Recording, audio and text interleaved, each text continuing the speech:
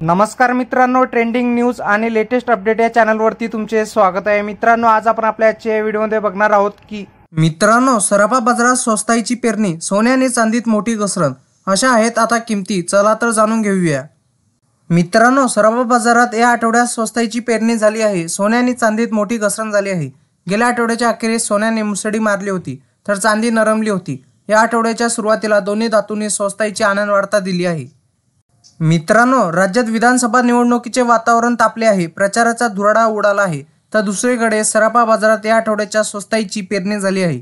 सोने आणि चांदी स्वस्ताईची दर खाली पडले आहे। तर गेल्या आठवड्यात मौल्यवान धातू चढ उताराचे सत्र दिसले, पण आठवड्याच्या अखेरीस सोन्याने मोठी मुसळी मारली, तर चांदी नरमली होती। या आठवड्याच्या सुरुवातीलाच दोन्ही धातूंनी ग्राहकांना दिलासा दिला, पण या आठवड्यात सोने धपकन आडपले, पण चांदीने माघार घेतली। युक्रेन आणि रशिया आणि इस्रायल विरुद्ध हमास, हिजबुल्ला, इराण युद्ध थांबवण्यासाठी प्रयत्न सुरू आहेत। त्याचा यश आले की मौल्यवान धातू किमतीत घसरण होण्याची शक्यता वर्तवण्यात येत आहे।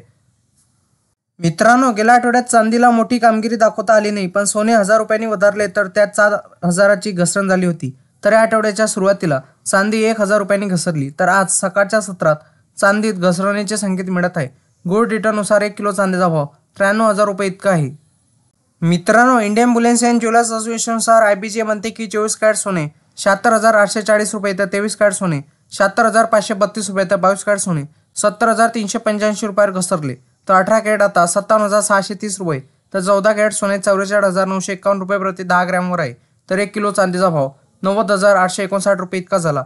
वायदे बाजारात आणि आंतरराष्ट्रीय बाजारात सोने आणि चांदीवर कुठलाही कर शुल्क नसते, तर सराफा बाजारात शुल्क आणि कराचा समावेश होत असल्याने भावात तफावत दिसून येत असते।